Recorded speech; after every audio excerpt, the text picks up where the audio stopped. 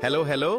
स्वागत है gate alive 9 के धमाकेदार दुनिया में, जहां हर कहानी है मजेदार, थोड़ी जादुई और पूरी दिलचस्प। तो बांधिए अपनी कल्पना की बेल्ट और चलिए उड़ जाते हैं आज की कहानी के साथ सहारा रेगिस्तान की अथाह गहराई में, जहां सूरज की किरणें रेत के टीलों पर नृत्य करती हैं और रातें अनगिनत सितारों से जगमगाती हैं। नोरा नाम की एक फेनेक लोमड़ी रहती थी। नोरा की आंखें रेगिस्तानी रात की तरह गहरी और रहस्यमय थीं, हमेशा अपने आसपास की दुनिया को उत्सुकता से निहारती रहती थीं। उसके बड़े बड़े कान, जो उसे दूर की फुसफुसाहटें भी सुना देते थे, उसके चेहरे को एक विशेष आकर्षण प्रदान करते थे। नोरा अब भी मां बनी थी और उसके 3 छोटे बच्चे, रेत के रंग की रोमिल गेंदें, उसकी दुनिया थे। हर सुबह जब रेगिस्तान की ठंडक धीरे धीरे गर्मी में बदलने लगती, नोरा अपनी मांद से बाहर निकलती और अपने बच्चों को सूरज की पहली किरणों से नहलाती। वे छोटे छोटे जीव अपनी मां के आसपास खेलते, एक दूसरे को गुदगुदी करते और रेत में अपने छोटे छोटे पंजों के निशान बनाते। नोरा उन्हें रेगिस्तान के खतरों के बारे में बताती, उन्हें सिखाती कि कैसे छिपना है, कैसे सुनना है और कैसे इस कठोर भूमि में जीवित रहना है। वह उन्हें शिकार करना भी सिखाती थी, छोटे कीड़े और छिपकलियां पकड़ना, जो उनके नाजुक पेट के लिए पर्याप्त थे। एक दिन जब आसमान साफ था और दूर दूर तक शांति छाई हुई थी, नोरा अपने बच्चों के साथ खेल रही थी। अचानक पश्चिम की ओर आकाश का रंग बदलने लगा।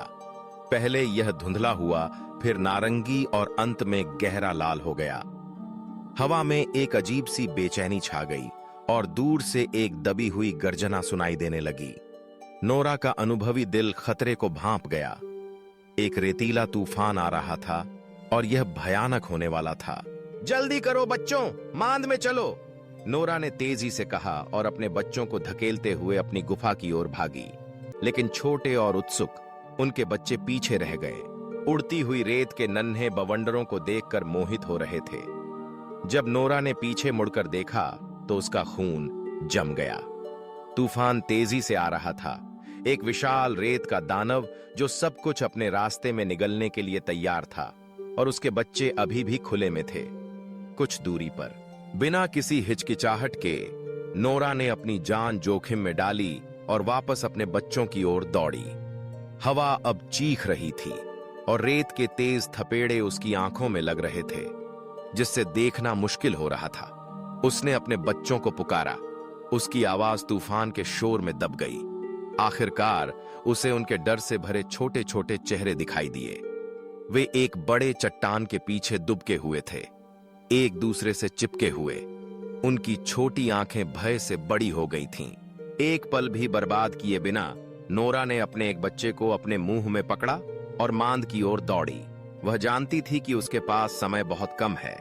जब वह पहले बच्चे को सुरक्षित रूप से मांद में छोड़कर दूसरे को लेने वापस आई, तो तूफान पूरी ताकत से टकरा चुका था। रेत के मोटे कण हवा में तीरों की तरह उड़ रहे थे और दृश्यता लगभग शून्य थी। उसे अपने बच्चों की दबी हुई सिसकियां सुनाई दे रही थीं, जो उसे और तेजी से भागने के लिए प्रेरित कर रही थीं।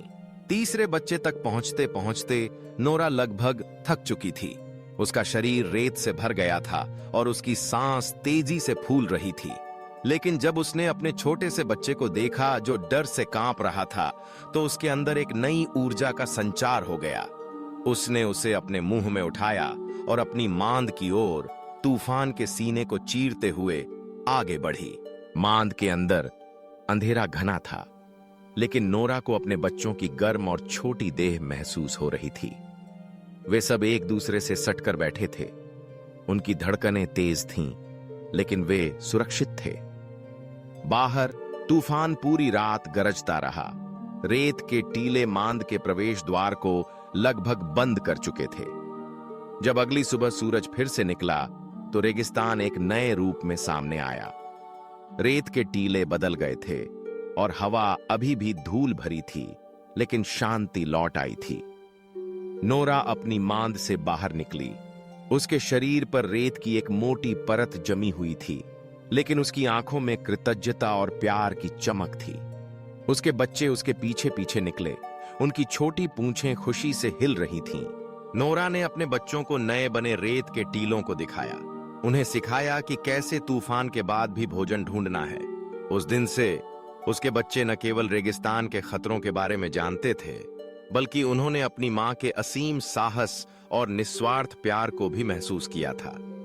नोरा की कहानी रेगिस्तान की हवाओं में फुसफुसाई गई, एक मां की अटूट ममता की कहानी, जिसने अपने बच्चों को बचाने के लिए प्रकृति के सबसे क्रूर प्रकोप का भी सामना किया था। और सहारा के सुनहरे रेत में नोरा और उसके बच्चे हमेशा उस रात को याद रखेंगे जब प्यार ने मौत को भी हरा दिया था। आज की वीडियो बस यहीं तक थी, लेकिन ज्ञान, हंसी और जिज्ञासा कभी खत्म नहीं होती।